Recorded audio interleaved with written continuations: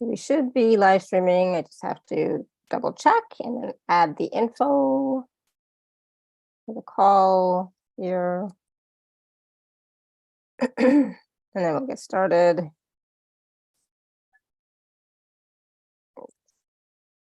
Yes, we are. Awesome.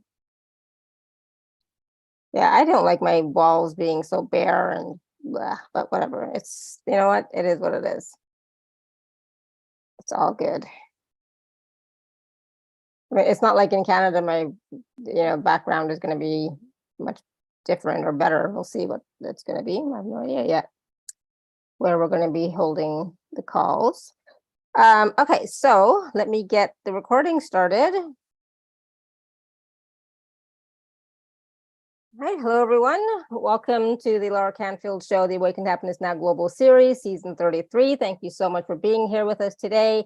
If you are new to the show, to my channel, please do subscribe on YouTube. If you're watching on YouTube, please do subscribe so that you can watch all of the live shows there, as well as all of the shows on demand from the previous season. So please do check those all out as well. Some wonderful wisdom, teachings, experiences, processes, etc.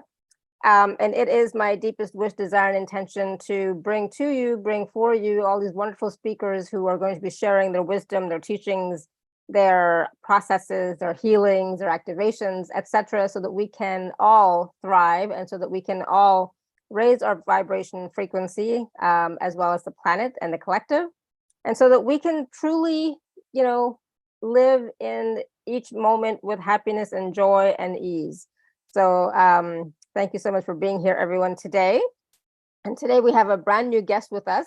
So Judith Costa is with us for the first time, and we're going to be talking about loving yourself to manifest your best life. And so some of what we're going to discuss today is what does loving yourself mean? And what are the benefits of loving yourself? How can you show yourself more love? How to stop sabotaging yourself and your life?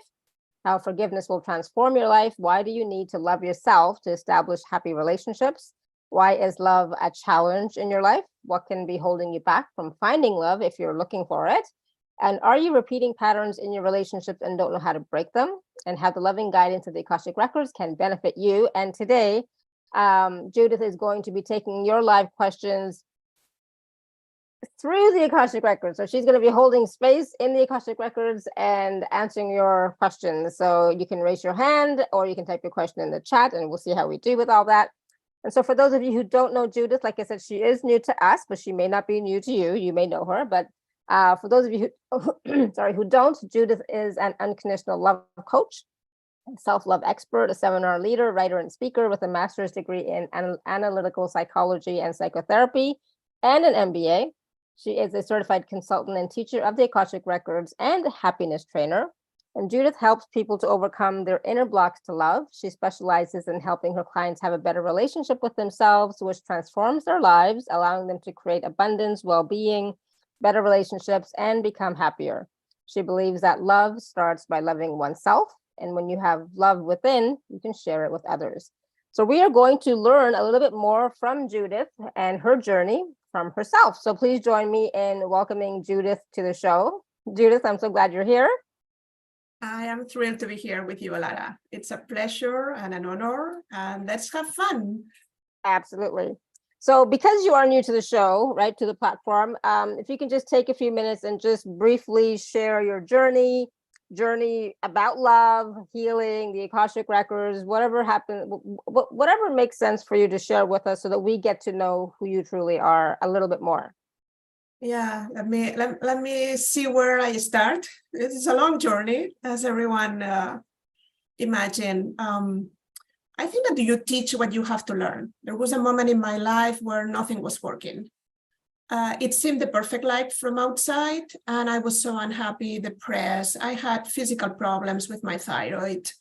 I couldn't make decisions. I didn't like my job, and there were a lot of things that were not working, but I didn't know the solution. I never believed in traditional therapy or taking a pill just to solve your problems. And I started a quest for self-discovery, let's say this way. And I started accumulating tools. I was studying astrology as a hobby, but it became a way of knowing yourself better. And the same with Reiki for self-healing. Now it's my cat who receives the Reiki.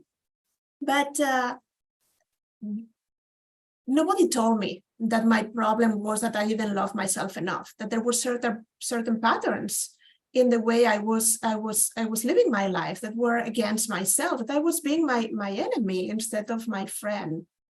I hope there was a workshop like the one I teach now, Fall in Love with Yourself, that gave me just the foundation at that moment in time where I was so lost and so confused. And I was living in Spain at that time. I had a business. I started my career in PR marketing. I had an MBA, my own business. Then nothing indicated that 20 years later I will be doing this in the US and having this conversation with you. Just the opposite. I would say no way.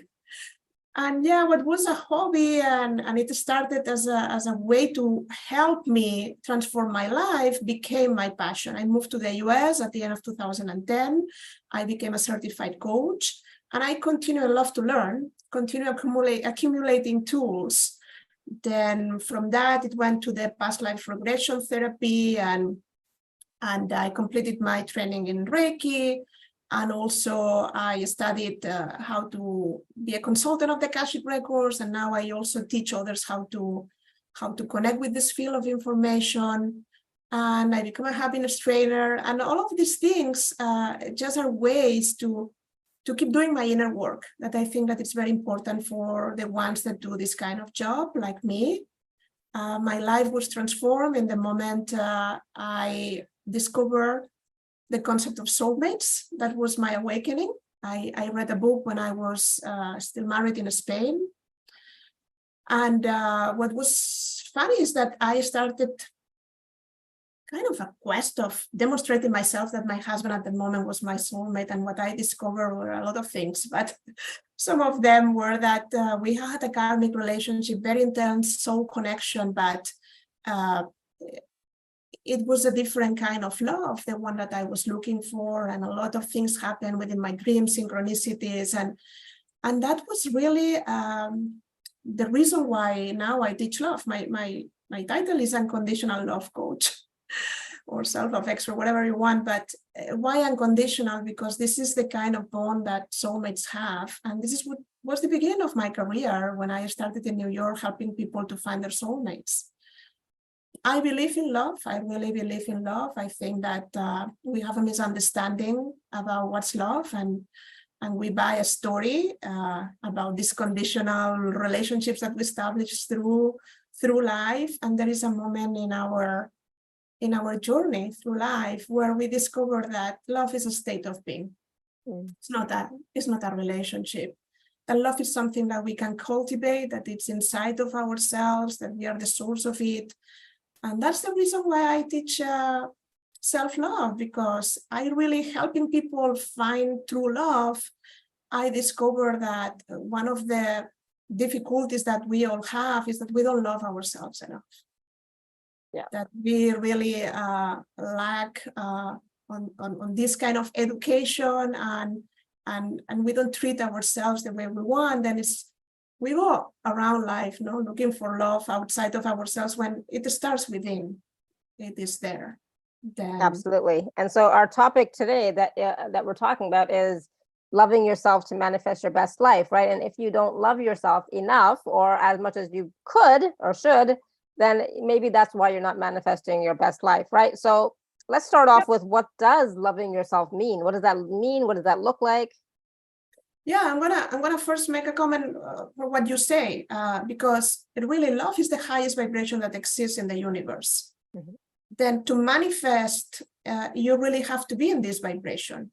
Then going back to love, we have a lot of conflict in relationships in whatever area of our lives, because we don't really understand what true love looks like and how to connect with it from within, with ourselves. Then loving yourself means it's very simple. Become your best friend. And treat yourself the way you will treat someone that you really love. Self-love is a big concept because it includes so many things, so many different things, and you cannot try to accomplish all of them at the same time because you will be overwhelmed. But we are talking about self-worth, self-appreciation, stop judging and criticizing yourself, finding your own voice, finding pleasure in life and enjoying your life to the fullest, learning how to set up boundaries, honoring yourself, being honest with yourself.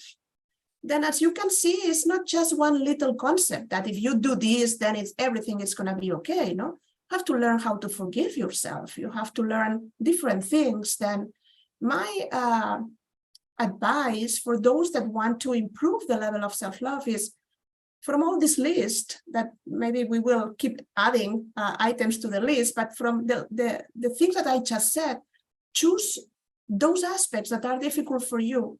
Just start with one. Mm-hmm. If you're very hard on yourself, then look at the way you talk to yourself and change that conversation. Make it more loving. If it's difficult for you to say no to others, then work on setting up boundaries. See how you can improve that.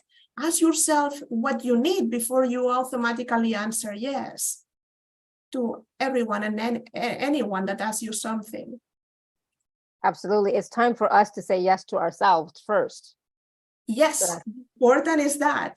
And also self-love had a bad image because a lot of people thought that it was selfish, but the important is that the more love you have within yourself, the more you can share. This is like if you have a refrigerator that is empty and you are hungry, what are you going to be able to share? But if you have a refrigerator that is plenty of food, then you feel comfortable giving. And then you have a magical refrigerator that keeps replenishing itself again and again and again. Mm-hmm. Then in the moment you understand that you are the source of this love, that you can have as much as you want because it depends on you, you are never going to be thinking that you have to sacrifice in order to get the love that you want.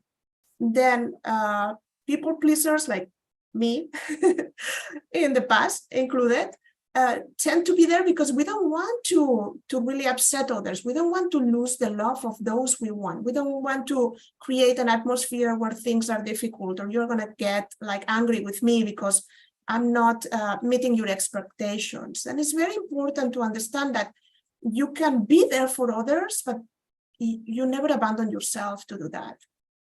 And one of my biggest problems, was that, abandoning myself in relationships. I was just going to say really quickly, one of the points you just made, that if we are afraid to lose relationships or someone's going to be angry at us for something, then is that really unconditional love? I don't think that that's unconditional love, because if somebody loves me unconditionally, it doesn't matter what I do. I don't have to do anything or please them in any way to keep having their love, right? Yeah, that's totally true. But let's start. I know it's not common for everybody, but other than children and parents. Yeah, no, but it's a very good comment because let's be straight. The unconditional love is like the PhD of love. We live in a world where love seems to be exchanged. And even though we are born as babies, we have this idea that we are the center of the world, of the universe. We deserve all the love. And we are able to love unconditionally. And usually parents love their children no matter how bad behavior they have, and they fall in love with these children and they see us perfect beings, especially when they are little. Yeah. And what happens when then? They're teenagers, not so much. From 0 to 7, more or less, we take all the messages that we receive as the truth. We don't have a filter. Then whatever any authority figure, including television, is an authority figure for us, parents, teachers, babysitters, everything that we receive, it's really not only important, it gets in the program that we have about love and relationships. Then if we start receiving messages like, Judith, if you don't behave, I'm not gonna like you, or you are being a bad girl, and unless you do this, you're not gonna have that. Then what happens is that we start thinking that love has to be earned. that in order to really be loved, we have to be a certain way for others to like us. It's when we start thinking that love is this conditional, because in our brain, for survival, there is a part of our brain that it's wired for telling us that we need to belong to a group, that in order to be safe in the world, we have to connect with others. We are wired for love. We want to be not only connected, we want to love others no matter what. Then what happens if you are going to lose this love? You feel like you are in danger. You feel like you are not good enough. Then your parents divorce. Mine, for example, when I was 4 years old, and a lot of kids at this age think that it's because they are not good enough, that they are not lovable.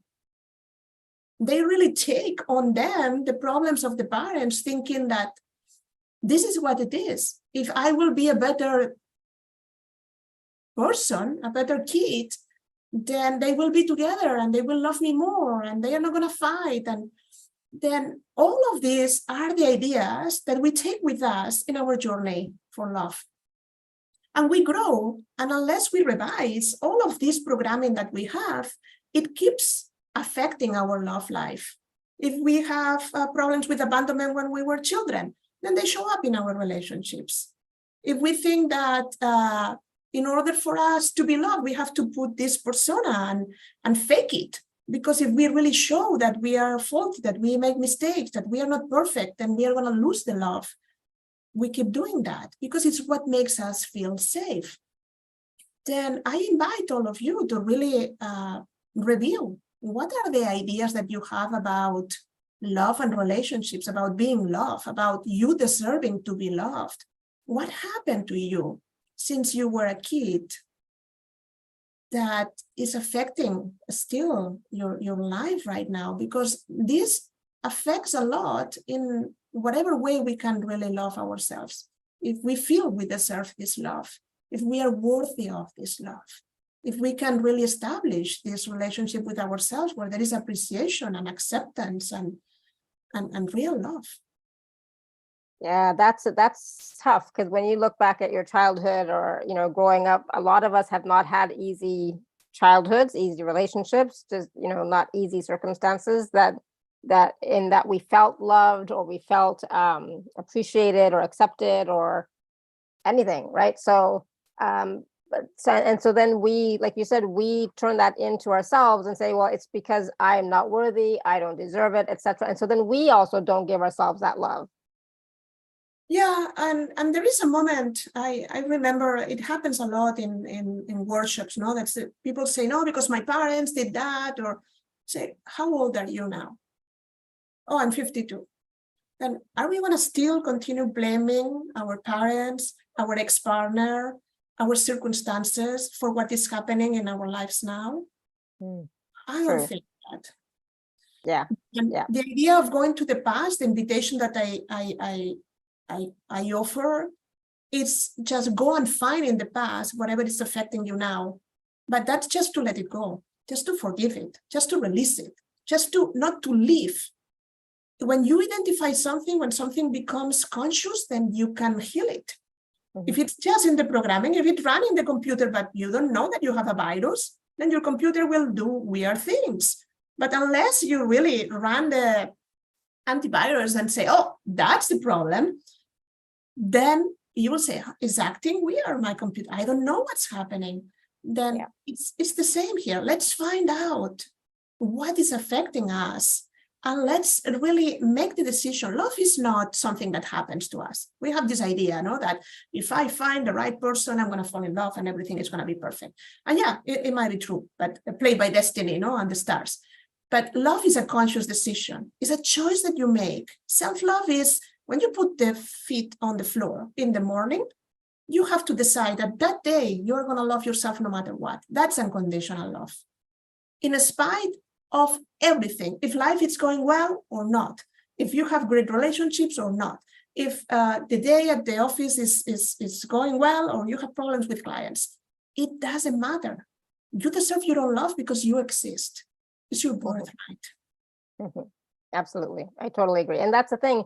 We forget that we are already worthy as it is because we exist, not because of anything we do or anything that we be or any qualities or anything. We are worthy because we exist. And just that alone, if we can tell ourselves over and over again and ingrain that within ourselves, then some of those old patterns of not feeling worthy, not feeling like we're good enough will start to dissipate and release, right? Yeah, exactly. That's exactly the idea. Then the more love that you add into your life, the more transformation about your life circumstances and everything that is happening in your life happens.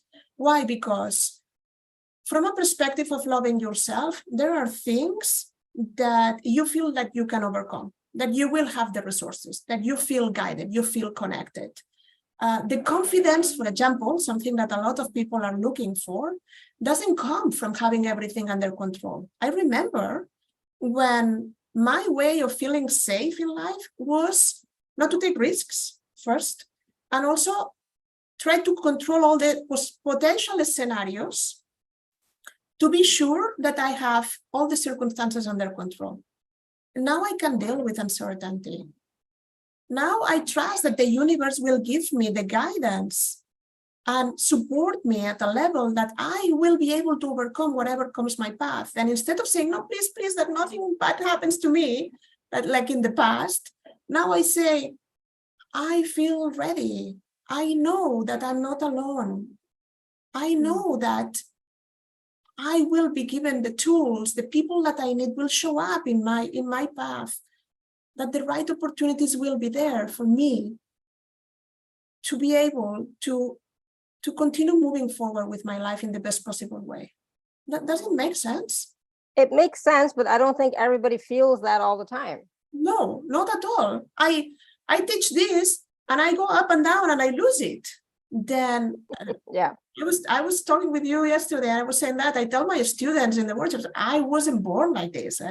This is something that I have learned, I have cultivated. I have been teaching this for a long time. And I have to say that everything I have a big problem, I take it to the next level. Then, for example, when I had the diagnosis of thyroid cancer, I thought I loved myself at that moment. And I was teaching self-love.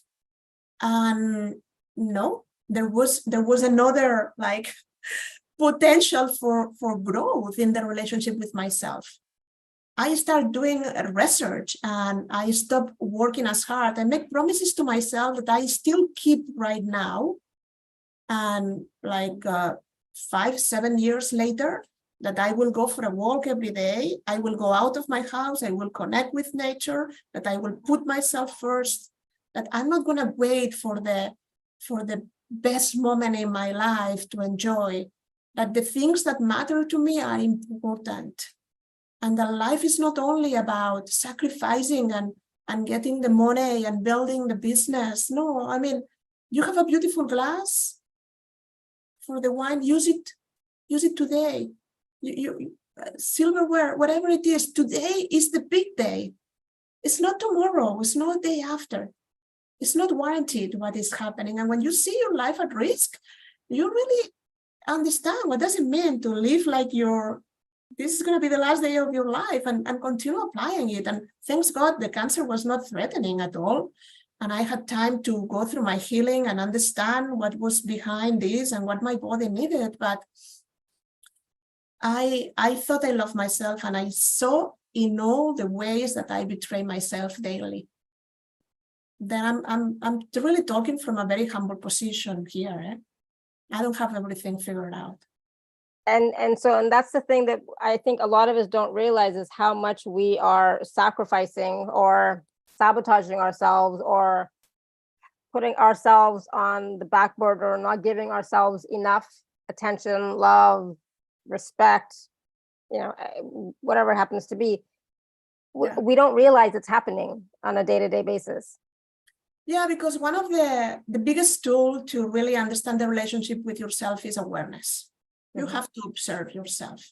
If you live on autopilot, then you see from inside outside, you see how you fit in the world, what is happening around you.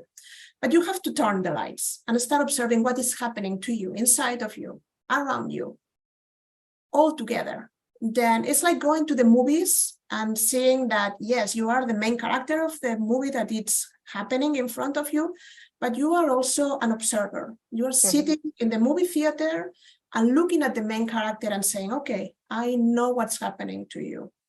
And you have to observe. This is the mindful approach. Observe it without judgment. Observe just to take note and see what happens, to be able to have the information about the reality of the relationship with yourself. Because unless you pay attention, you're not going to see that you are betraying yourself. You're going to say, oh, I'm in a hurry and I have to do this because this is priority. I'm very busy and I have to work until late, even though I don't get enough sleep. It doesn't matter if I have headache. I'm not going to respect my body. I'm going to take a pill and continue working.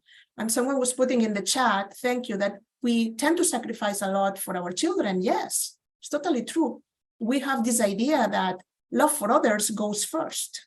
It comes from education, cultural patterns, our upbringing, whatever it is. Then especially for women, like being there for our children, our family gets priority. And a lot of women abandon themselves until there is a moment they don't have any other love to give. And they are giving from the obligation, they are giving from the lack of health, from even resentment. When I don't take care of myself and I feel that others abuse me, there is a moment where my internal signals will be like, and what about you? Why others don't respect you? Others don't treat you well. Others don't, but you don't see that you are doing this to yourself first. Yeah. Others are just mimicking what you have trained them to do.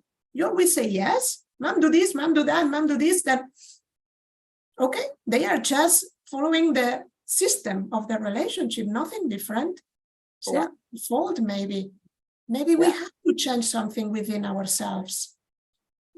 Yeah, absolutely. I mean, there are times, I mean, I've always said in the past that, you know, I'm number one, my kids are number two, then my husband's number three, and everybody else after that. That's ideally, and unless there's something, you know, going on, then it's like, okay, if there's a priority in some way. But it is important for all of us to put ourselves first. But it's not just about putting ourselves first. It's about recognizing that we are here on a journey, and that journey is of self-love, self-appreciation, and at the same time, growth and expansion. And we can't do that if we do not love and appreciate ourselves and our life and our journey, right? Yeah. And I'm going to answer this and then make it a little bit more complicated. Let's add the unconditional. Then that's totally true. It's very easy to love those we love. And we just establish priorities, as you say, you know, me first, and then my children, and then to be sure that the time we have, the energy we have, we can love. But there is a little thing. Love, it's abundant and it's expansive. And we really don't have to choose. Love is energy. And it multiplies, and it has to be given and received. It's a flow. Then it's not only that I give love. If you close the doors to receive, you are not loving. You are sacrificing. Okay? Then if we have this clear, what if we can love everything that exists? That's unconditional love. What if we don't have to choose between loving my cat, loving my husband, loving my children, loving my friend? What if I have enough love for everyone? And it's not the time, the doing things for them. It's an idea that love in essence is pure, and I have so much that I can give it freely.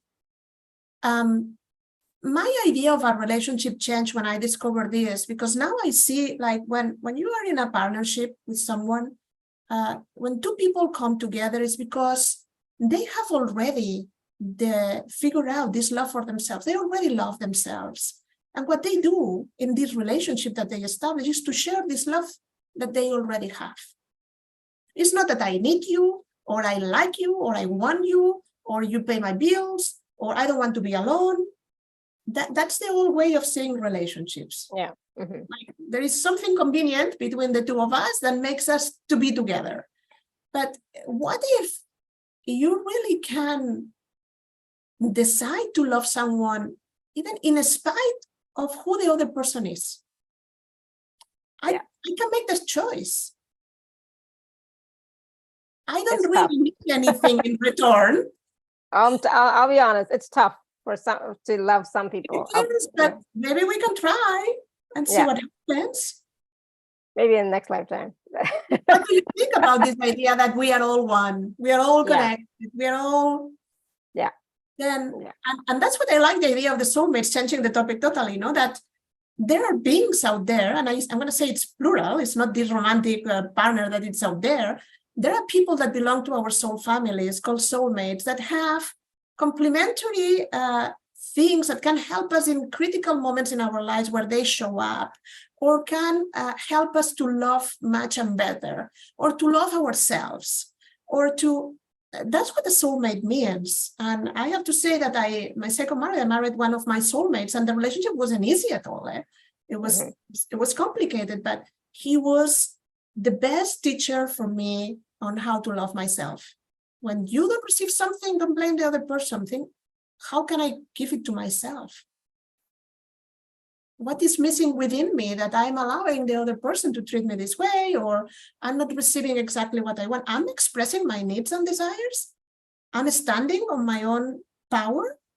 I'm saying what I need. I'm establishing boundaries. I'm saying that what I accept and I don't accept. That's part of loving yourself.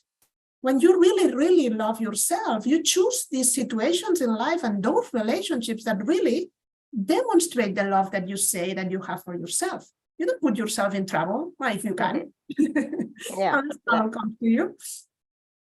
Yeah, I agree totally. It's complicated. You know, it's still complicated. There's so many different nuances and there's so many different exceptions to this, but at the same time, you know, like Linda says, we sacrifice ourselves so easily to bring more love to others, especially within our own family. But a lot of the time we send out the love and it's not always reciprocal. And so, which is true, but if it's unconditional love, you're not wanting the reciprocation anyways, right? You're just loving. Yeah, that's the idea of unconditional. Unconditional means no conditions. I love you no matter what. I love you for no reason. I love you because I want. I love you. And we are not used to this idea. It's so new and so like, what? Like, really? Yeah. No, and of course, think, something awakes within us because we are connected, and then I love you. Okay, then try to love a stranger. Go into an elevator and send love to someone that you don't know. You don't have to say it aloud. They may think that you're a little bit crazy, but just send the energy to anyone that you meet in the street.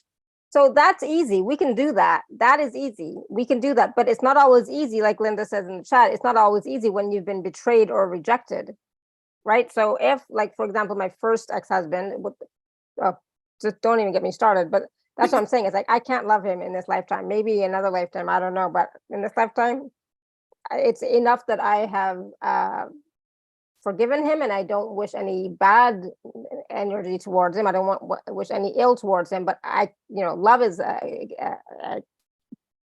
don't think so. It's not happening. Thank you for bringing the opportunity to explain this to everyone that is watching and listening.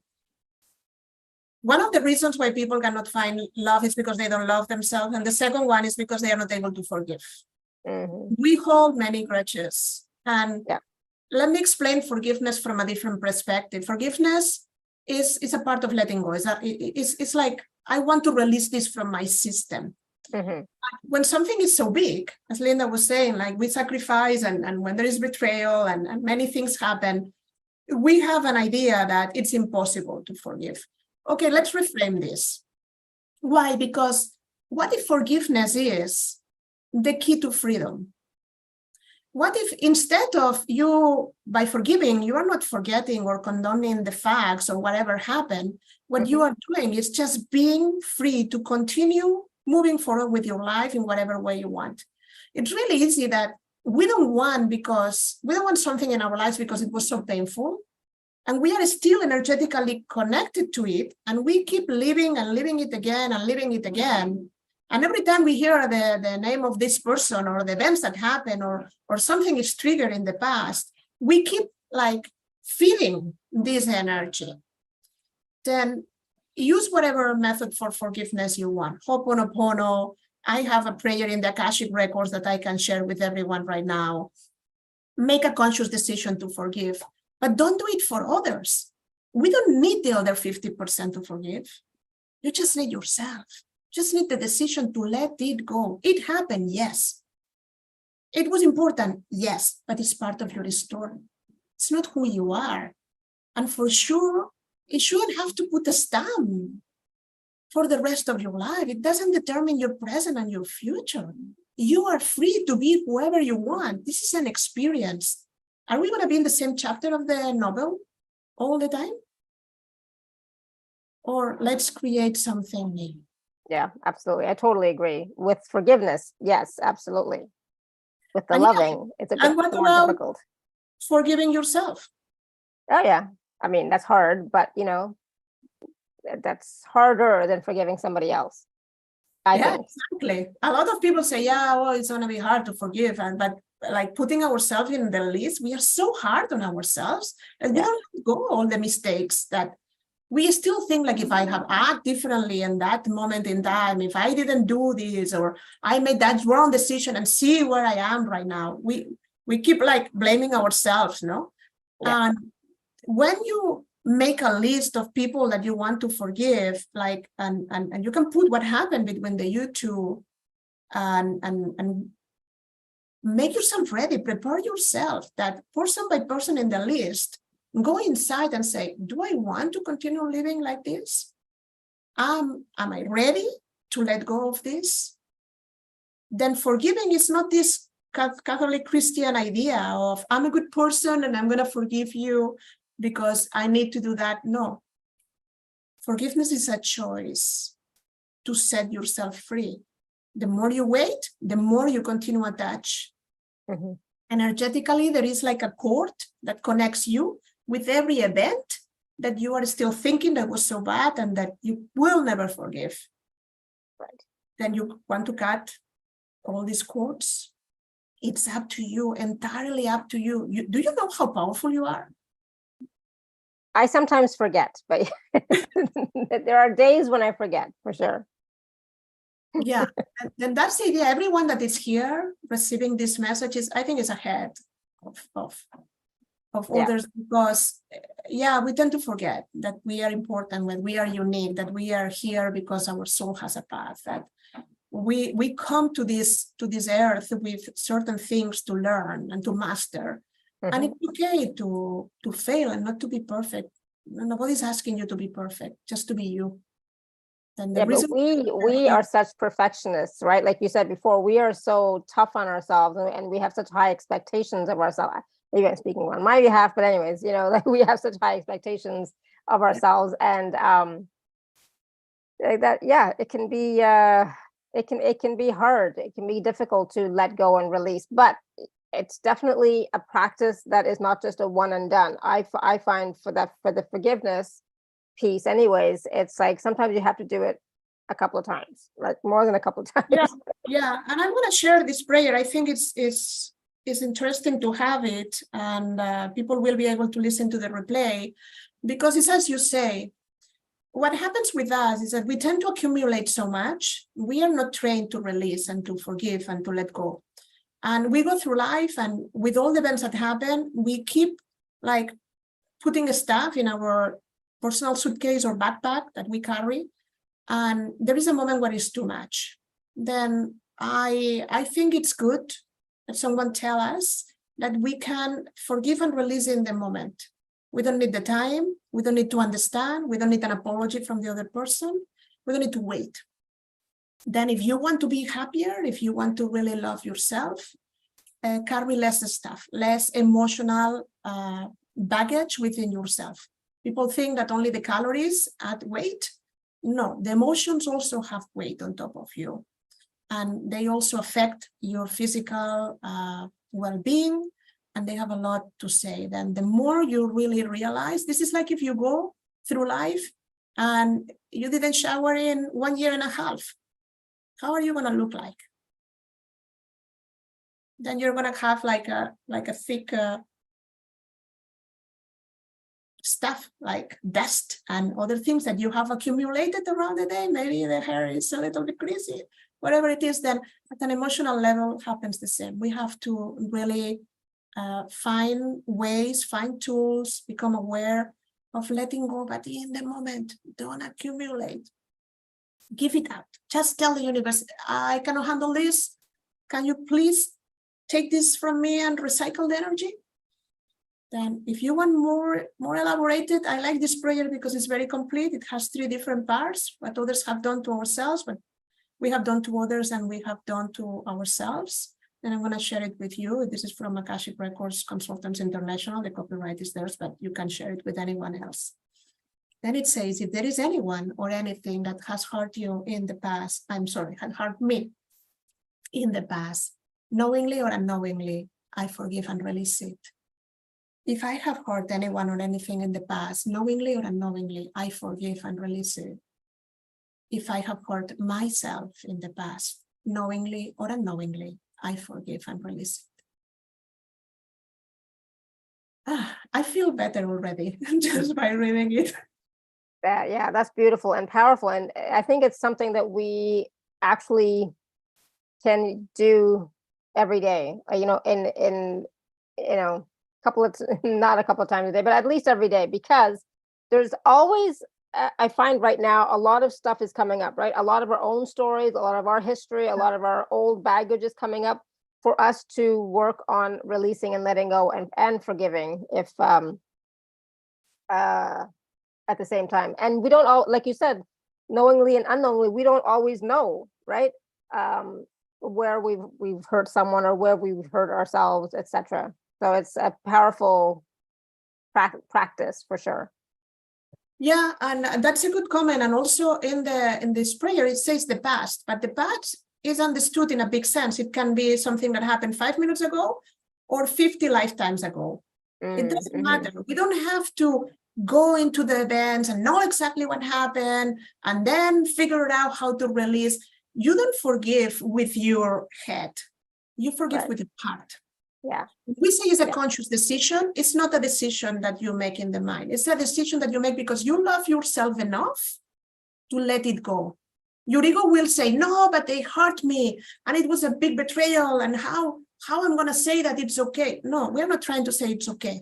We're trying to say, move forward, continue with your life. The other person did whatever he or she could at that moment. And this is demonstrating the way the other person is. You didn't deserve that. And you get it. I'm sorry. It's unfortunate. But we are not going to continue putting light in the perpetrator. What we want is that the love save you, change your life, transform. Love heals. Love changes everything that touch. Love is when we say is the highest vibration possible, is whatever you want, it can be resolved in terms of love. I used to give a lecture when I was traveling before COVID that it's loving yourself is the solution. And I challenged the people that was in the audience to say, tell me any problem you have, and I will resolve it in terms of self-love. I will tell you where is the root cause and how to do something about it.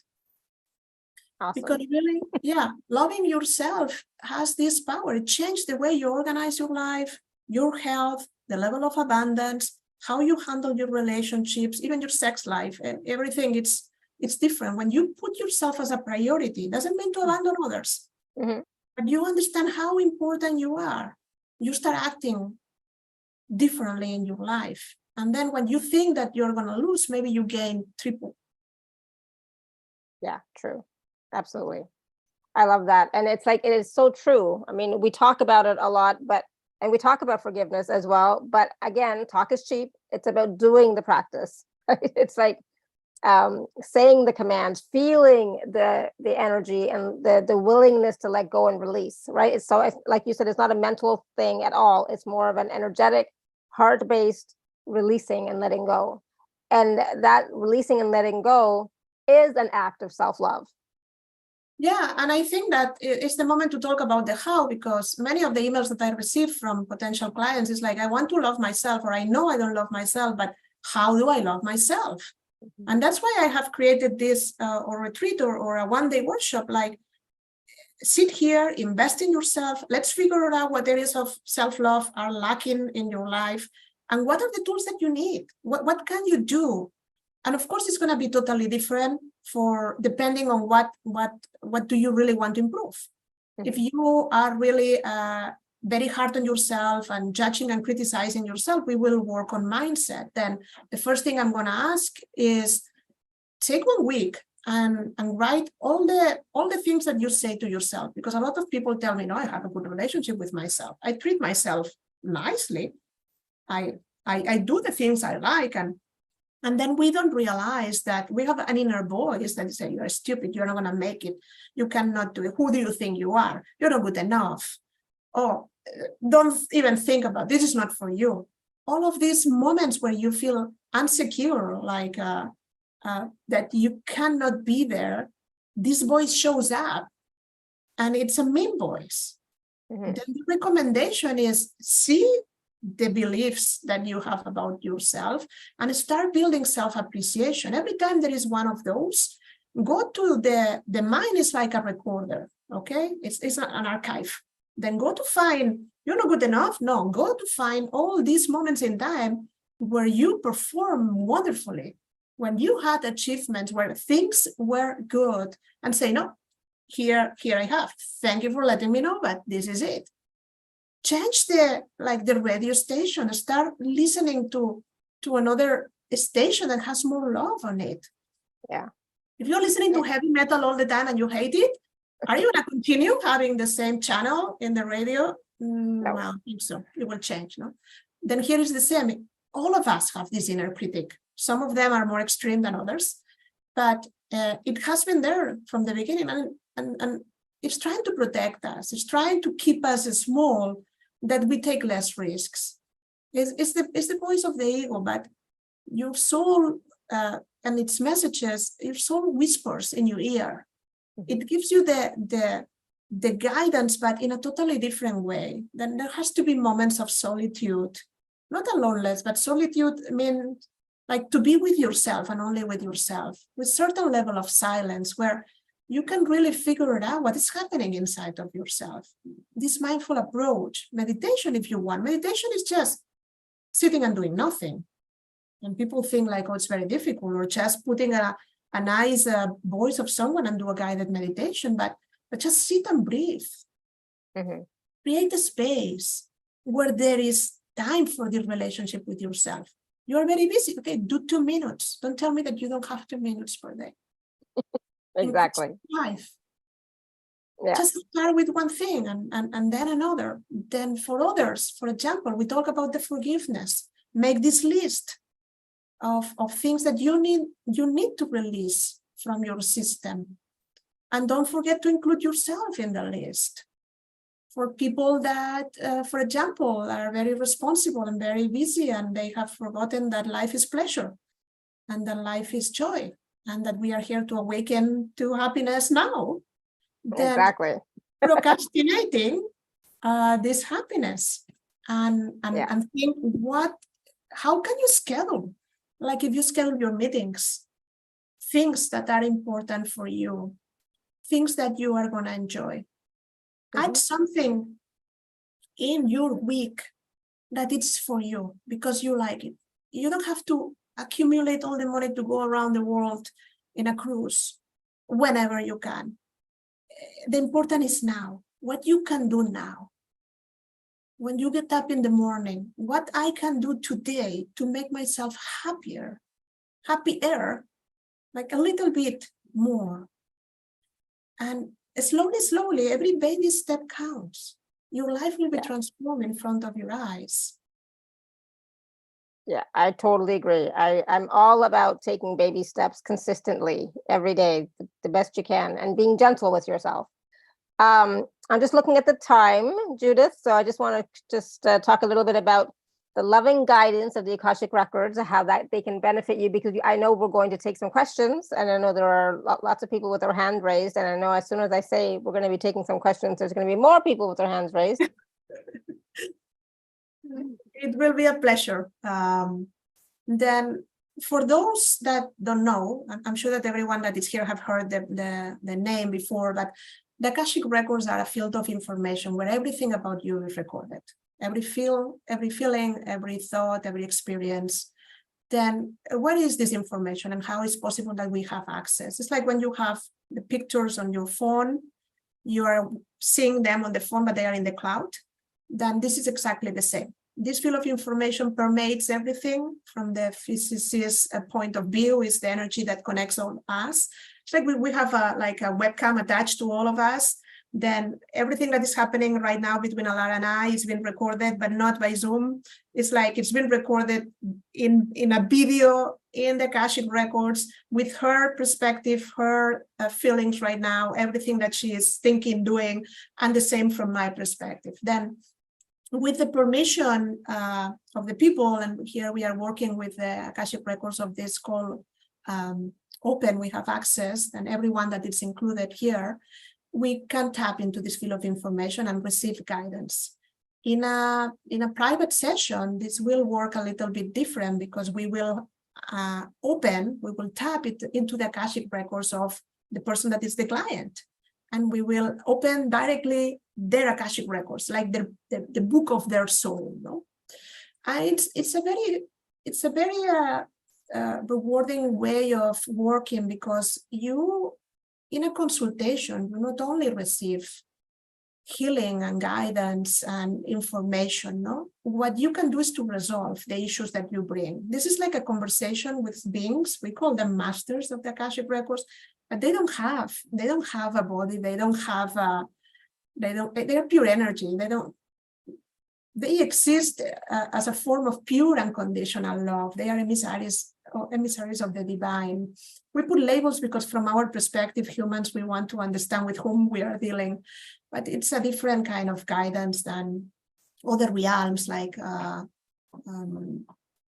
angels, archangels, and whatever. Here we know we are connected with this information.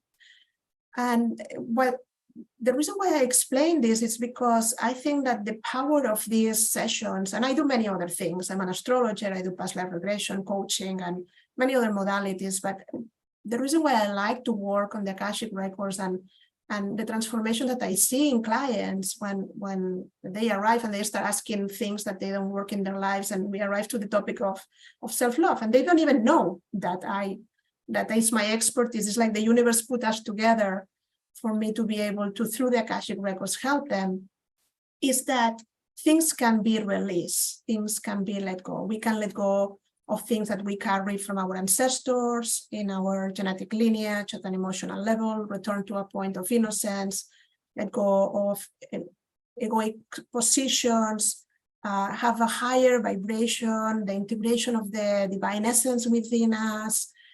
We have these prayers that I read, and I think that for people in this call, there is another prayer very useful within the Akashic Records, is that it is to release outside influences. We tend to kind of, as sponges and people that are very sensitive and empathic, we not even wanting, we take the stuff from others, even things that we watch in the TV or things that are projected into us, but also empathically, we want to help others and we absorb stuff that it's not ours.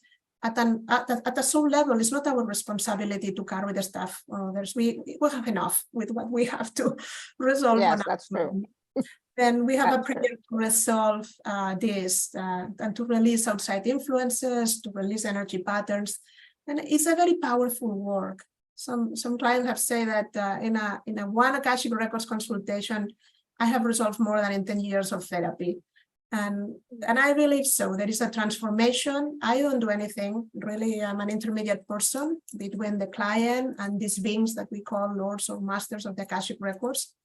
And my function there is to just give the information as I receive it without adding anything from my belief system, very neutral, very loyal, be a pillar of light, and really hold this space for the communication. But I don't really have a gift. I train people to do that on their own. I teach classes.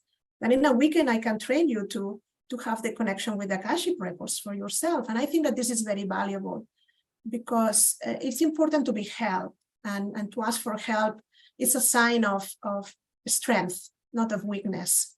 When we really love ourselves, we have to know when it's too much, and when we need ask the universe to put in front of you the right person to help you to really help you move forward with your life in whatever way you want. Then the guidance that comes from the Akashic Records, I think that someone was asking about the questions. It totally depends on what you bring to the session. In an hour, we will have time to really resolve around 10 questions. It depends how much healing we do and how much the conversation it is. But you can ask anything. That's the beauty of this. It's not a guidance that it's only about tell me the purpose of my life, or what can I do to really connect with my guides. That's very interesting stuff. But you can ask about your day-to-day life. Lots of parents ask about their children. How can I help them with their issues? How can I educate them better? I had a problem with the people in American Express because they charged me for something that I have partially put, and I was desperate, like, oh my God, they took all the money, and now what I'm gonna do, and that's wrong. And I opened my Akashic Records. And when I have a problem, I don't call a friend. I just open my Akashic Records. And they say, no, you're gonna call and you're gonna tell them exactly this, and this is gonna be resolved. And they say, yeah, sure, yeah, how easy. And so just really quickly, since we're talking about the session, I just wanted to let everybody know that the package that Judith is offering is a 60-minute Akashic Records consultation with Judith. So she's just explaining right now a little bit about what the Akashic Records are, how the consultation works, and some areas that you can ask questions about, etc. Yeah, thank you very much, Alara. I wasn't trying to enter in the offer without you introducing it, but it just happened. Sorry. Yeah, that's okay. Yeah, but no, the idea was to really explain what are the records and why this connection. No, then the funny thing about the Akashic Records is these beings meet you where you are exactly. It's a kind of a guidance that is very loving. You will receive enough information to take the next step, to go to where you want to go, but without the pressure of saying, this is the solution, this is what you have to do, or you did this wrong. No, I heard again and again in the testimonials, like, it's the first time in my life that I receive guidance, support, information without judgment. Their voice is very loving.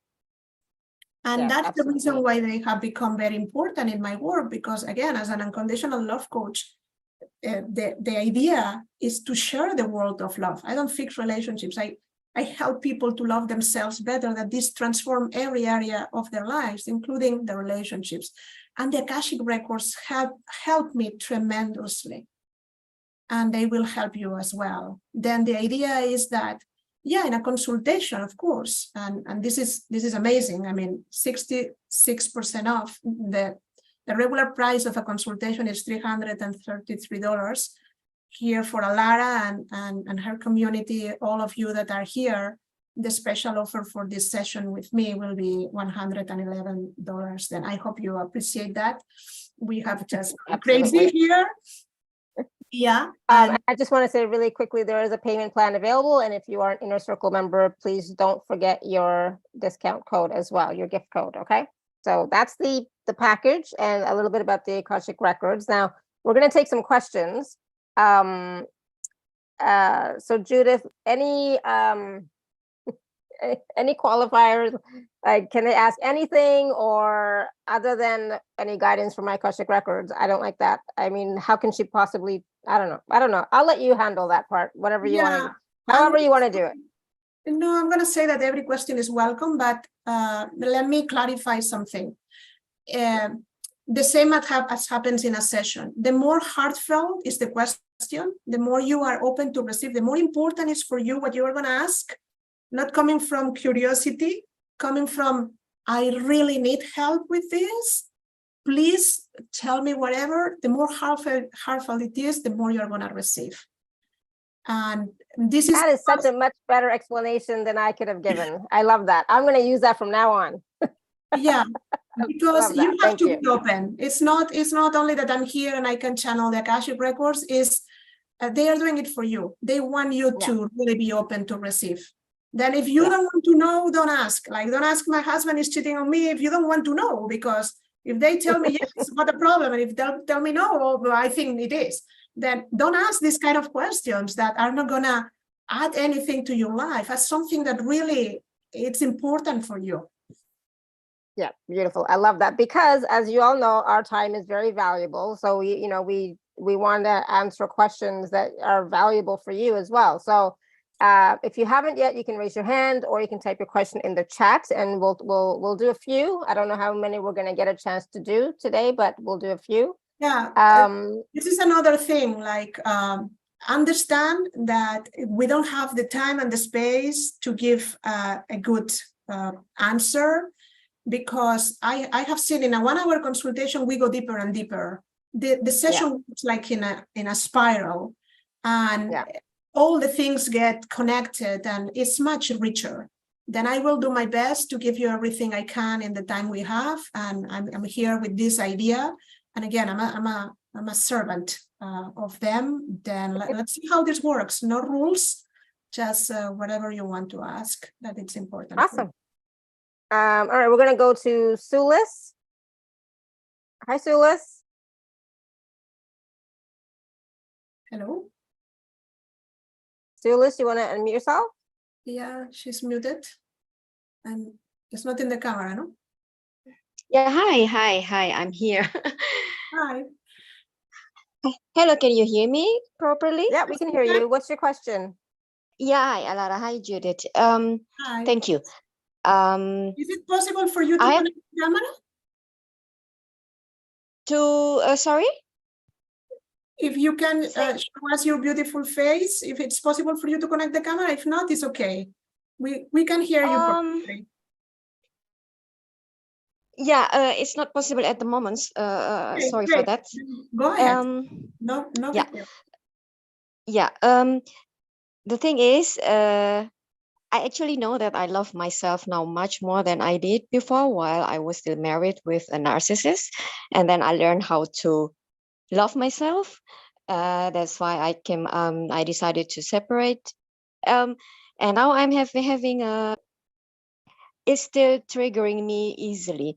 And I wonder what is affecting me at this time, because I have done a lot of inner work and I've been on my healing journey, and I have forgiven many people. But still, even though we have a happy, loving relationship, I get triggered easily, and then it takes a while before I can get move away from this emotion, you know. Let me tell you what I'm receiving, and we'll take it from there, and then I'll ask you how does it feel, and we continue the conversation. Okay. The first thing that they were saying when you were talking is congratulations. You have they don't like the word improve. You have changed a lot and put yourself first in many different ways, and they really want to congratulate you. I got this energy of I'm happy for you, kind of, and an applause. You said that you forgive a lot of people, and that's true, but the forgiveness still applies. But the key element when you were talking, and sorry for interrupting you, was about receiving love. Your idea about giving love is so clear, and you know how to love. You have clarity, but the most important is how you feel you deserve this love. The relationship that you abandon make an impact in the idea that what we were saying before, no, love is a flow. It has to be given, but you have to be able to receive. Then for protection, you have built, like brick by brick, this little wall. You have put some bricks down, but there is still a need for protection. And this need for protection has this sentence, no? Like, I have to be careful when I need to protect. It's like if your heart has been broken before, you kind of put it together, but somewhat, you still expect that someone hurts you again. And the most important, they keep repeating, is deserve. Then the most important here for you will be to build this sense of appreciation bit by bit. The problem is that we tend to put the self-worth, we connect it to achievements, to things that go well in our lives, to things that we receive validation from out there. Then they want you to start practicing on appreciating yourself for nothing that you do, just for who you are. Feeling that you deserve to be loved for who you are. This is like a cable that is not totally connected. It's like, somewhere there is a cat in there, and sometimes you get it, sometimes it gets disconnected. I'm explaining myself clearly? Yes, spot on. Okay. Thank you. Many words resonate to me because I felt abandonment. I just get inspired by this word. That's why I was asking you. So many abandonment cases before. That's why maybe it's still affecting me. Yeah, that's true. Yeah, I have some breaks. Yeah, no, and I hear you. And you know what means to be triggered? It's like you all of us have buttons. Then in certain situations, the other person that is near us is with whom we have a relationship, or it doesn't have to be a close relationship, goes and press the button. There is a button for fear of abandonment. There is a button for my heart has been broken before. There is a button for maybe I don't deserve to be loved. Then the way we learn is when people come and push these buttons. And instead of seeing others like the ones that did something to us, the idea behind the invitation of the Akashic Records for you is see them as teachers in your life. And when you are triggered, say, okay, let me see what button the other person is pushing. Because if I am able to delete the button from myself, as you were saying, you have been doing a lot of work for yourself, then things will be different. And you are totally true. But the more you build this muscle, of not only accepting yourself, going to the next level, that it's appreciating yourself, this love for no reason for yourself. You get up in the morning and I say, oh, how loving you are, Solis. I love yourself so much. Put signs around. Connect with this idea from the beginning that the love doesn't come from others, that you already have it. You deserve it.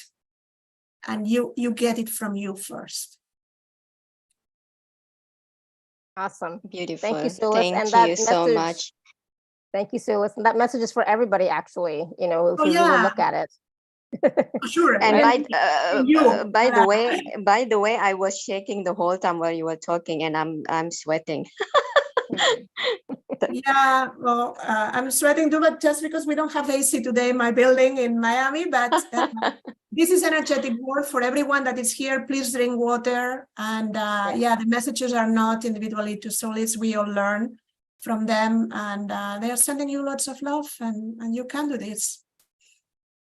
Awesome. Thank you so much, everyone. Thank you, Judith. Thank you, Alara. Bye-bye. Thank you. Bye. All right, we're going to go to Tanya. Tanya, you want to unmute yourself? Hi, Tanya. Hello.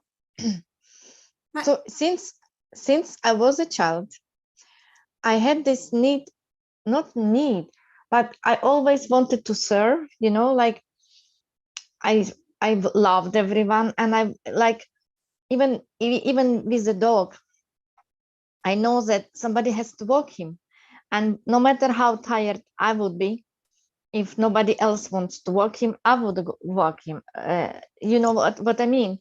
I mean, with everyone, if I know that, like my smaller sister didn't want to cook anything for her, but she was hungry, I thought to myself, no, but she will be hungry, so I will go and cook for herself. Is it out of self not love, or is it out of something else? And I know what you mean about putting ourselves first, because I had this that I didn't put myself first in any relationship, probably. So it's a long way to learn to kind of start loving myself. I'm getting there, or getting somewhere at least, because I started being more conscious about these things. They are But I talking just at the worry. same time as you are talking. Then I don't mean to be rude, but No. I'm gonna tell you what they are saying. Thank you. The first thing that I receive is that you have a heart from the size of the universe.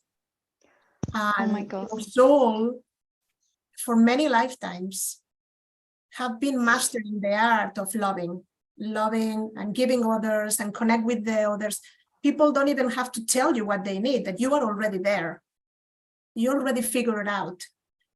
It's really difficult to connect with the idea of loving yourself for you, because it's so weird in your world. What you see is what others need.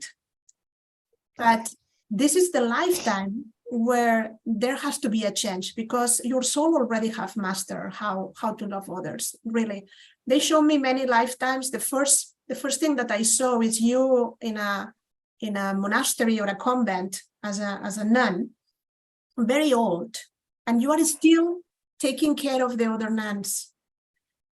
You have run schools, you have run hospitals, you have run monasteries. You have been in positions of leadership where your main task was really to know the needs for others. And you have developed this to a point where it's so natural for you. It's the way you are wired. But the soul has the obligation to grow. Then we cannot just keep going lifetime after lifetime doing the same. There is a moment where we have to shift.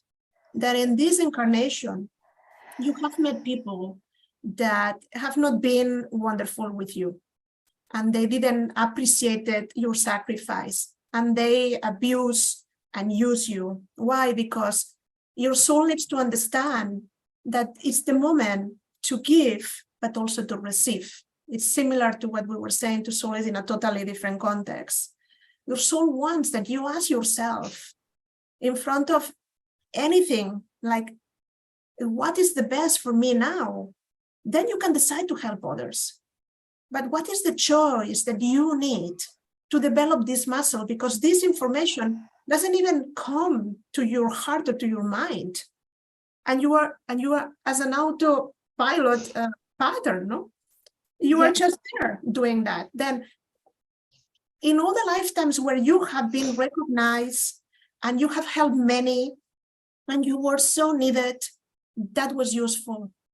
But the reason why in this lifetime it's not working is because your soul needs to learn some self-love. That's why you have found these people that constantly are showing you, like, yeah, I mean, you do this for me because you want, nobody asked you. Then this kind of answers from others that they don't appreciate this sacrifice that you do, all the love. It's not because they are bad people, it's because they have been chosen, they have agreements with you to put you in a situation where you don't have any other option than to love yourself. And you are learning. Thank And you so much. process. And now it is so clear. Does it Wow, make that was sense? so powerful. That was very powerful. Thank you so much. Thank you. They Thank you, love you girls. Thank you, so Tanya. much, and they are always with you every step of the way. Okay. And I appreciate it, and I'm grateful. Thank you so much. Lots of love, Tanya. Lots of love to you too. Thank you. Thank you, Tanya. Okay, we're going to go to Mary Lou. Mary Lou, you want to unmute yourself? No, we cannot hear you. There you go. Thank you so much, Alara. Hi, Judith. Hi. How are you? Very good. Happy to see you. Nice to see you. My question is in regard to, I have a question on the questionnaire, but I have two questions in regard to my husband. How much more can I tolerate his self-centeredness and self-serving attitude, and I try now to put boundaries because it's going on for like over 20 years and I'm still here. And my other question is, my daughter is 29 years old and she and the husband are expecting a baby, first granddaughter. And how do I put myself in the situation as a grandmother? I know how to go about it, but how will I be accepted with my ways of being a grandmother, or do I follow what they expect from me, or what? They are talking at the same time as you are talking. Then let me start from your second question, and then we will be back to the first question, okay? Okay. Then it seems that this baby that it's going to be born and you have some sort of connection. And there might be a recognition when you see the baby. And at the same time, let me tell you that your daughter both love you a lot, but because it's the first baby, they need a combination between help and advice and room to see how they become parents. Then your role has to be very willing to be there because they are going to need your help, but at the same time, not intrusive, very respectful, very loving, really, like opening your heart and telling them, I am here for whatever you need, but be sure that when you give advice, it's because you are asked. It's sometimes difficult for someone that sees very clearly, that something has to be done, or that there is a better way of doing things, especially with that. But remember that unconditional love is respectful, that we have to allow the others to make their own mistakes, even though we see that they could do better. I appreciate. We only grow when we have room to do that. And again, your daughter is so lucky to have you at her side. Thank you. It's gonna be a very intense experience for her. She's gonna be like so happy and lost at the same time, like any new mother, and going through a lot. Then remember this sentence. Tell them that they ask you. Like, I'm here, but I will wait until you ask me. I don't know why they are coming with this idea, because again, you are all family and everything should be natural, but there must be a reason that maybe you told us in the future that you have to be there for them, and you have to be there for yourself as well. All the love that you can share with them. I am writing this because I'm about to forget. Okay, wonderful. Take notes. Okay. Your first question, that's a little bit more complex and long. You were saying that why you are tolerating this We can only actually take one question because we still have other people and we're already running out of time. I'm just going to say a couple of things because, again, if not, it's going to be too long. Then this is your husband in a relationship. Yes.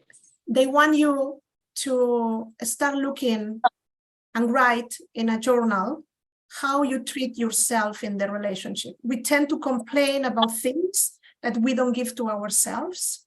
Then instead of looking at what he does and the way he is, look at what you are not doing for yourself.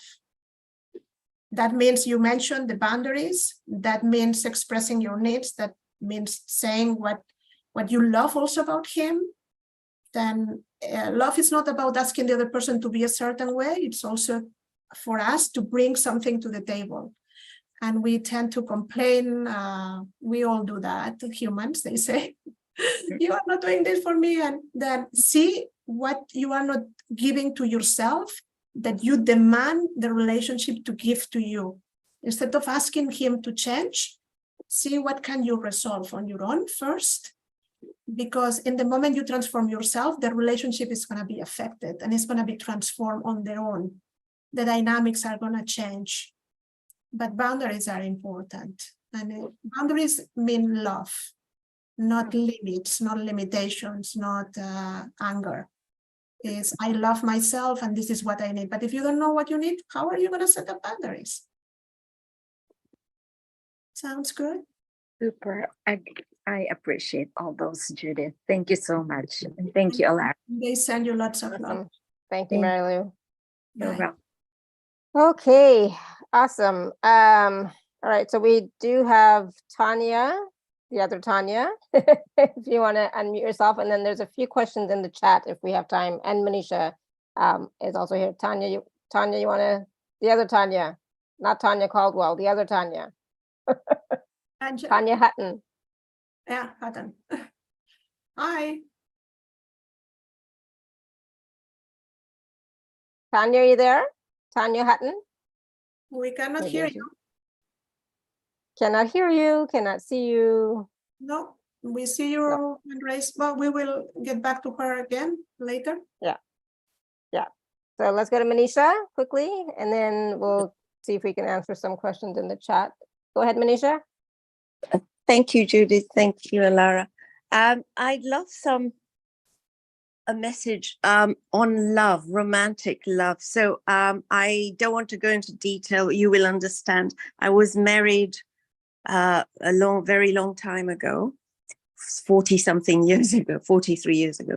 And it was a marriage on deceit, betrayal. And then, I had a terrible divorce. I've been on my own for more than 2 decades. I don't know if there's anything you would tell me about a romantic love, Yeah, perhaps. they are talking, and this is for everyone, even when we do a consultation. I don't really need information because I'm not elaborating the answers. The answers comes to me. Then in the moment you start talking, they start talking to me. Then thanks God I have good memory. Then let me tell you everything that they have for you. When you look in the camera, the first thing that they mention is she doesn't believe that love is for her. You consciously want more than anything to be loved, to be in a loving partnership. Mm-hmm. But there is still a wound, totally open, no matter how much time has passed. And that's the reason why you didn't continue with your love life. You prefer to be alone than to enter in a relationship that you don't see that is what you really want, and they understand your protection. But in your case, there is still something to let go. It's like you are trying to attract new love from the past perspective of what love was in your life. And because that was the most important relationship that you have ever had, everything is filtered through that lenses. Like if you are still wearing the same glasses, then when the events happen, it totally depends on you. Nothing has to happen, and no one really has to help you, even though they are doing it right now. And we have a point under the small finger to release emotions, to direct your consciousness, to disconnect. You can hold this grace point while they talk. Because it's still so important, the influence. It's like you don't believe in love because there was a relationship that failed. But love doesn't equal relationship. Love is always available. Love is always there for you. Love is waiting for you to jump into love. Then in order to connect with love, stop looking for a relationship. Don't think a relationship with a man or a woman, or no, live in the world of love. Love has many dimensions. It's love like for a dog that you see in the street. It's love for nature. It's love that you see in a romantic movie. It's putting in Pandora or Spotify love songs. Connect with the world of love and live in that place. Love is kindness. Love is hugging. Love is feeling love inside of yourself. Move from the head, like if there are stairs that go to your heart, and feel intensely the love there.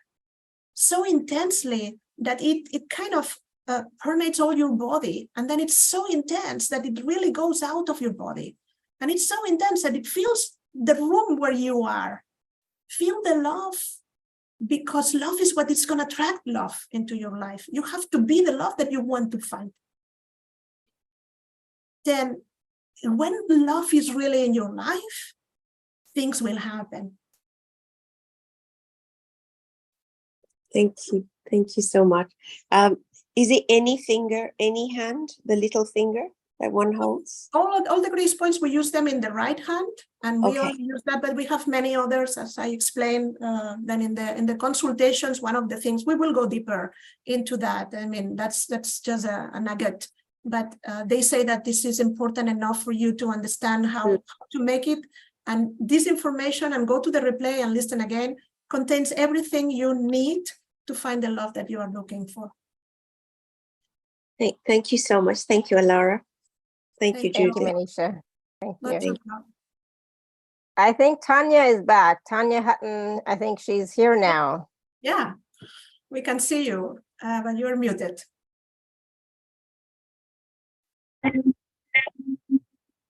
Hi. Oh, that's not person. Tanya, we can't hear you. Are you speaking? No, we can't hear you. Miss Haddon. No, there's no microphone, Tanya, at all. Well, there is a microphone, but it's not Sorry. working. It's not. Oh. Yeah, maybe you can write your question in the chat if you want. Yeah. Yeah, because we cannot hear you. Even when you're unmuted, we cannot hear you. Sorry. Yeah, sorry. All right, so I'm just going to go quickly. There was a few questions in the chat. There was Angela, and Angela says, my question is regarding my siblings and the upcoming court cases. It has become ugly and dangerous. How do I proceed? Should I leave everything behind and start afresh? Sorry, I didn't get the question. She was saying that it's becoming, what is becoming bad? She said it's regarding my siblings and the upcoming court cases. It has become ugly and court cases. dangerous. Yeah, it's becoming ugly and dangerous. How do I proceed? Should I leave everything behind and start afresh? Well, it's a little bit complex because we cannot give you like a short, quick answer. But in order for you to kind of have enough information to make the decision if you want to really abandon everything or not, we will say that you don't have to fix the relationship with them, but you should go to court with a different attitude. The way you see this resolve for you, if you don't know any other way to do it, is abandoning. And we don't think that this is the best way to proceed, because if you abandon but you leave the problem behind, it will go after you. It's like an elastic, no? You'll try to go out, but the thing will come. Then if you really want to separate from everything that is happening in this court case, first know that it's going to be longer than you are expecting. Second, that everybody has very clear attitudes about what's right and what's not. And you don't have to navigate through this court case, allowing it to affect you until a point where you really lose everything you have. We're not talking about properties or money or whatever. It's how it's affecting you. You feel that you are losing too much from your own inner peace and your life, that it's not worth it. And we are saying, what can you do in order to love yourself differently, to support yourself through the process, that you can stand up for what is yours, because there is a part of that it's in the court case, that it's yours, without adding more hatred and anger to this situation. And at the same time, not only survive, be okay with what it is. Then this is experience of cultivation of love, and this court case seems the opposite of cultivation of love. Right? It's nothing like something that doesn't look like love. Then what is the way in which you can bring more love, first to yourself and then to the situation, that you don't add more, in order to resolve this in the best possible way. And no matter what is the result, to be sure that you are okay. But there is much more. So I'm simplifying. They are not me. So they are simplifying a lot, and I hope this helps. Yeah. If you can give us an answer in the chat, I prefer to talk to people because it's easier, the interaction. But I hope this helps. I think it makes sense, Angela. So let us know how that resonates with you. Yes. And Pippa's asking, will my home sell soon? And is there a sacred healing retreat space waiting for me? The first thing that they are saying is you don't see your home sold. You see, you are trying to sell your home. Then the first shift is not like in the decoration of the house and making it nice. There is no problem with the price. You are considering and lowering the price and all of these things. That's not the thing. Is that you don't really you don't really see it done. Then if it's easy for you to visualize, you have to see your home in the hands of very beautiful people. That it's exactly what they are looking for, and it's at the right price for them, and everything is flowing. You don't see it as a transaction, a real estate transaction only, with everything that implies. I know that's reality. See it from a higher perspective where you can surrender your home. It's out of your hands. It's already sold because you energetically are like in the middle of all of this in a certain way. You don't put this. You are not aware. But you just have to just release. It's done. It's sold. Bye. Thank you. It's in hands of someone else.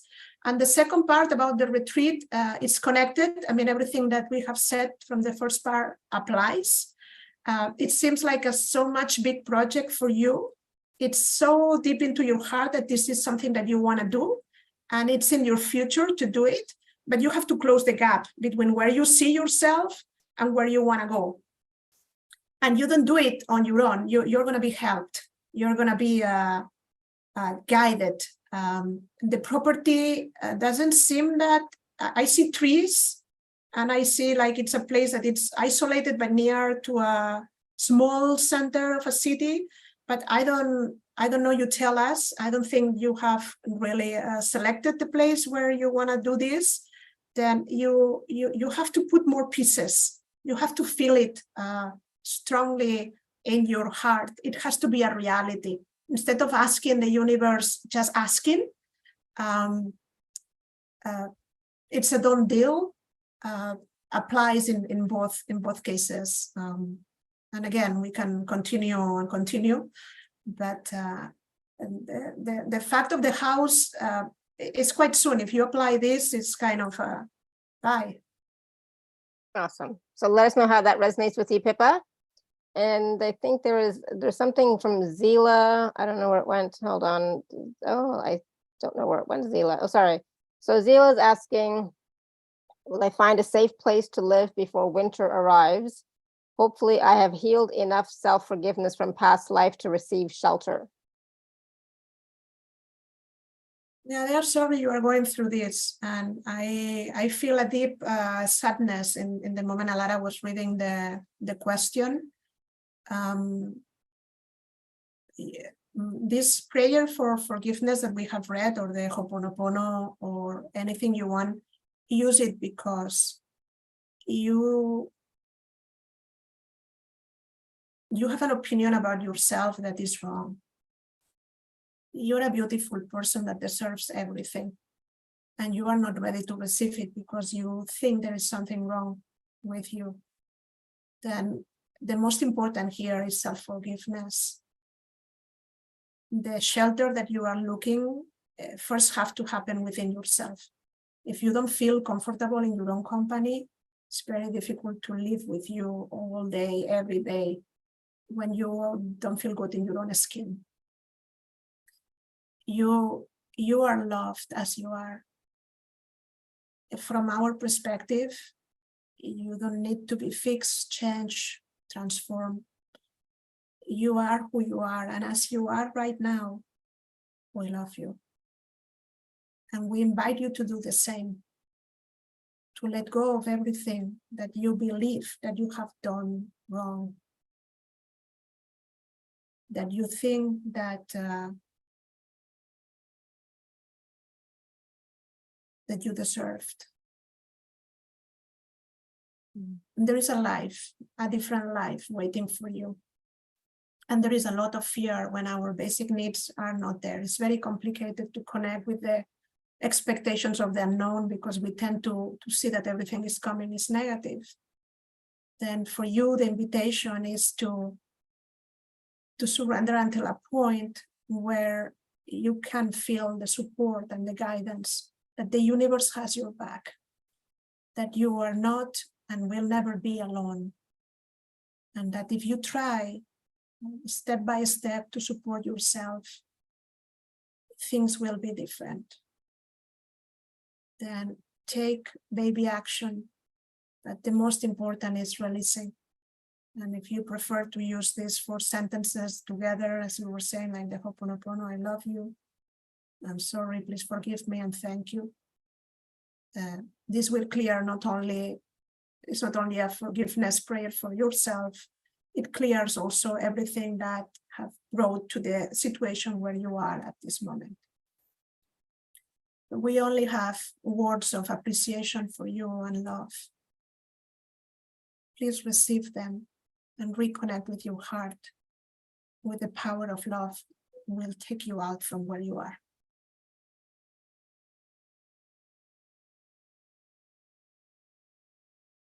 Awesome. Thank you. Thank you, Zila. Let us know how that resonates with you. And definitely please be willing to receive. Yeah. So there's a question from Sarah in the chat. And she said, after a big accident, I'm having severe hair loss. My hair has always been thick and very, very long. I have thought I kept it so long as a reaction to my last life in the Holocaust when it was shaved. I wonder if I am letting go of something here. If she's in the chat, they are sending her a question like, have you let go of the accident? Because the accident make you feel like a victim. And there are other patterns in your lifetimes where you feel like a victim and there is a lot of stress that it's affecting the hair. I'm not getting clarity. I will, in this case, prefer to interact with you and to be able to talk. Well, I'm here if you wanted to ask me a question. Hi. No, I wanted to know how this resonates because the first thing that they said is that the loss of hair is related with something that has been triggered because of the accident, but not only of the accident itself. There is a lot of stress, like if the accident has put you in a situation where you don't want to be and is creating other kind of problems in your life. I don't know if I'm explaining myself clearly. No, I understand. I'm okay with it. I've had 6 months of rest and looking at things, but I just realized yesterday that it seems like I've lost half my hair. It's always been a big identity with me having, it was to my feet at one point and it was to my knees, but now it's all falling out. So I get the change for me. I'd like there to be something good I'm letting go of in conjunction with it. Well, what I'm getting is that you have not let it go.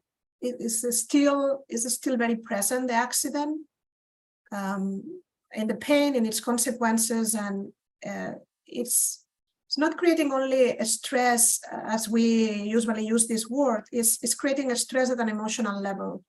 All the past lives where you felt like you were a victim and you have lost your power kind of get activated at the same time with powerful energy. And this is, or can be overwhelming. I don't know how serious was the accident. They are not telling me, but they are clearly saying that you are not over it. And if I can, they are asking me to share something with you that happened to me. I had an accident. A car accident was not my fault 1 year ago. And I was trying to heal and to recover and was putting a lot of emphasis in doing the right things to get over it. But the more I tried to do, the more energy I was adding to the accident. And the accident was so present until one day that I had an aha moment where I say, okay, that's the end. That's it. No more accident. No more victim. Being a victim is one of the patterns in my life as well. Then I don't know what it happened that day, but I'm getting the same. They're asking me to share this with you because I'm getting a little bit of the same here, that we are connected in a certain way, where overcoming is not a matter of time. Overcoming is not that when the court case or the compensation or whatever it is, then if you sit still and take some deep breaths and ask yourself, do I want to really put an end to this? And then ask your body, what do you need from me? And how can I help you? I hope this helps. We will have to go deeper, but unfortunately. Thank you very much. I hope it resonates. Do you have any question? Well, other people have questions. I don't want to take too much time. Well, thank you. Thank you for being vulnerable and for your question. Thank you. Thank you, Sarah. All right, we are over time, unfortunately, but there was one question that I really wanted to ask from Rita, and because I think it's a common question that a lot of us have from time to time, and that is, why do I feel so not loved or understood?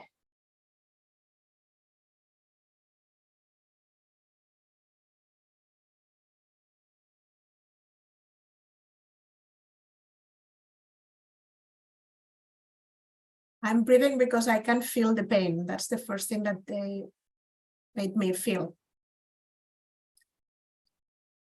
Then Rita, if you are listening to this, we have a point in the center of the right palm called main raise point. It helps to release energy that is contracted, and also helps to get more clarity and to integrate whatever you are going to receive right now. Then feeling unlovable is a symptom of disconnection from ourselves. When there is pain, sometimes what we do in order to protect ourselves, they ask me to use this word that is very human, maybe psychological. No, there is like a dissociation. We live a life, but we don't feel connected. We don't feel connected with the life that we have. We don't understand really what is this love. We just go through the motions in life, but nothing really gets exciting. Sometimes people feel the same. They say when they are depressed, you lose the joy for life. But feeling unlovable is something that has a solution. It's something that your soul have decided to change in this lifetime. Everything that we have been talking all this time really applies to you. Like the idea of choosing to love yourself no matter what when you start in the morning, the way you talk to yourself, the building the sense of appreciation. And there is a need also of releasing some stuff, not things that really happen in your childhood, in this lifetime. It goes farther away. Your case is not one of self-sacrifice, it's more of I don't know who I am and why I'm here. Then it's difficult to love someone that you don't know. Then our first recommendation is to really investigate, and it doesn't matter what tool you use, the Enneagram or astrology, or you read books, or you use the Byron Katie method about your thoughts. The more you learn who you are, what you want, what are your needs, what are your desires, the more questions you ask to yourself to go deeper and to discover who you are, the more you feel the connection. It's like when you are introduced to someone that it's a stranger, then you may have an affinity, I like you. But when you're really interested in establishing a relationship with someone, you ask all sorts of questions to this person. What is your favorite food? And what do you like to do? And what happened to you when you were, where you spend your summers? And you don't stop asking questions because you want to know more and more, because that knowing makes the connection happen. And another very important idea for you is to really connect with the idea that you are lovable because you exist, that self-worth is your birthright. And this, we enter in a field that they know very well, but some humans, for some humans, they say it's difficult. We have another grace point in here, in this area of the palm, that is the I am. The I am is the integration of the divine essence within ourselves. It's the recognition that you are not just this body and this personality and this incarnation. You are this soul, this essence, this divine essence that is perfection. And to come back to the pattern of perfection of who you are, to connect with this divine essence, we have two more grace points. One is here, receiving divine energy, and the other one is here, returning to the pattern of perfection of who you are. This will remind you of these mudras that we do in yoga, no? It's all the same. Then this is for alignment, this is for balance. But the invitation is to connect and explore certain ideas about seeing you really as not the drop in the ocean alone, as the ocean. To connect with your essence, to know that this divine essence is within you, and this is the most important part of you. And that you are playing a role, yes, in this life, and love has not been present in your life. But as we were saying to the other person that asked the question, live in the world of love, connect with it. And there is going to be a moment, it's like a switch that you're going to see that it's not out there, that it's within you. And then you will have always the power to have the switch on and to have it always there, because you can. It's energy, and it's energy that you can create. It's energy that arrives to you, that you can give. And put yourself in circumstances where you can share love, share a hug. I give a hug with someone that is in a security cabin where I go every morning for a walk in a golf course, and I didn't know her. I just see her every day, and now we hug each other and we share this love, and it's beautiful. And a smile, a kind gesture, a compliment. You want love? Start by giving love and see what happens. I hope this helps. They are sending you lots of love. Wow, powerful. Thank you, Rita, for asking that question. I'm glad that I asked, because it was so, I find so relevant, and that message was, again, for everyone as well. You know, it's so important. And thank you so much, Judith, for sharing so much of yourself, so much love, and also like all these different grace points, and just everything you've shared with us today has been phenomenal. There's some, I don't know if you saw, there's so many wonderful messages in the chat. From people. Yeah, I cannot multitask. If I'm opening the records of people, I cannot multitask. Then let me read all the love received. Thank you so much. Yeah, like Zila's had said, Laura, thank you, Judith. I'm so blessed by this message. I was crying so deeply from the truth, and I truly felt love for the first time. Every word was absorbed into my being.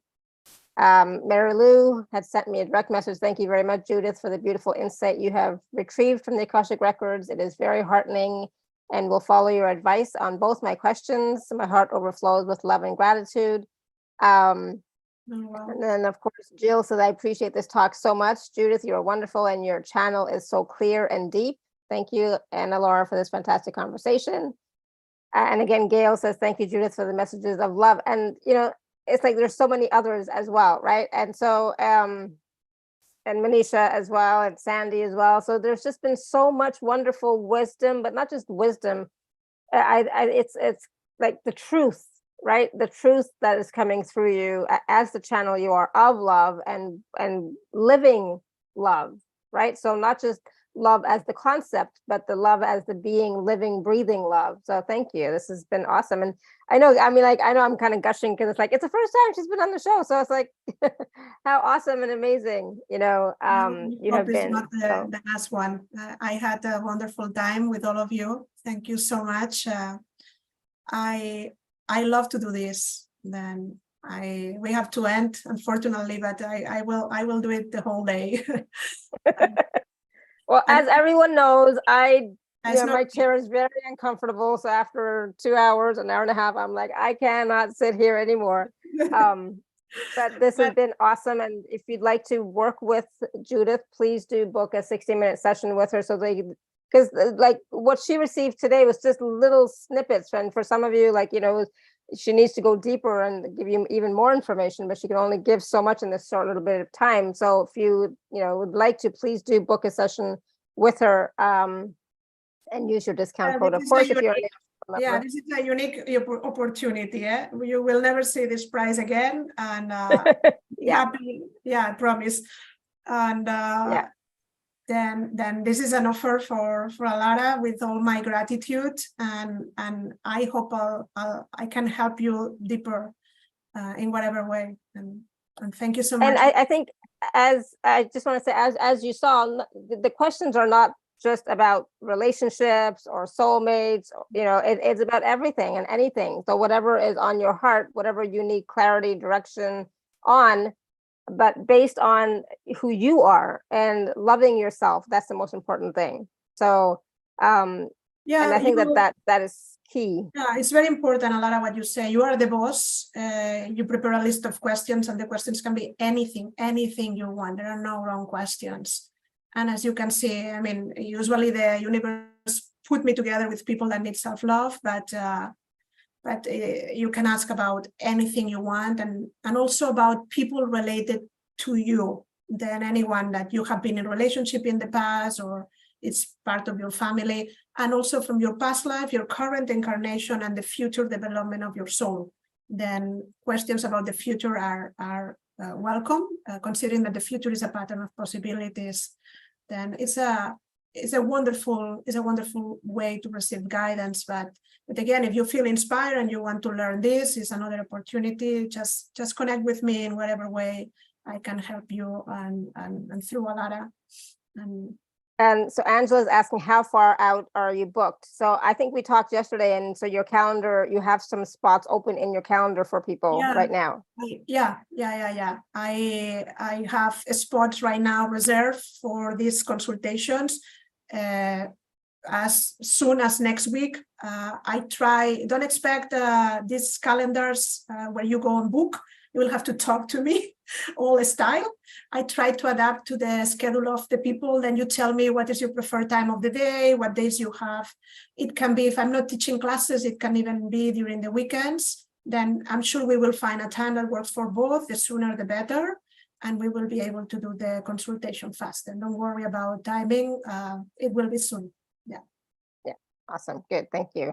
Yeah, because I know some guests have like their calendars booked 3 months in advance, like 3 months ahead, and it's like, I can't wait. I don't want to wait 3 months. I'll be honest, I'm like that. Like, I don't want to wait 3 months. I have a question now. I'm not going to have the same question 3 months from now. Trust me. So I want help now. I don't want help in 3 months from now. So yes. Well, I have prepared the things like this because I perfectly understand. And yeah. So there's spots available in her calendar starting as early as next week. Okay. So awesome. Thank you so much, everyone. We'll be back again tomorrow. We have another show tomorrow, so please do join us. And thank you again, Judith, so much. This has been awesome. So much wisdom. So for those of you who are still here or watching on the replay, please go back and watch and listen again, because there's so much wisdom. So please go back and watch and listen to all the, not just the questions, but the answers, because the answers from the Akashic Records, the messages are applicable to all of us. There's so much wisdom. So please do go back and watch or listen again. Okay. So thank you so much again, Judith. Thank you so much, everyone, for all your questions. I think I got everyone. If I didn't get you, I'm sorry. I apologize. I think I got most people. So thank you. And until next time, may you continue to be blessed with an abundance of joy, peace, love, happiness, prosperity, and radiant health. Sending you all so much love and blessings always. Lots of love. Bye for Thank now. you. Bye.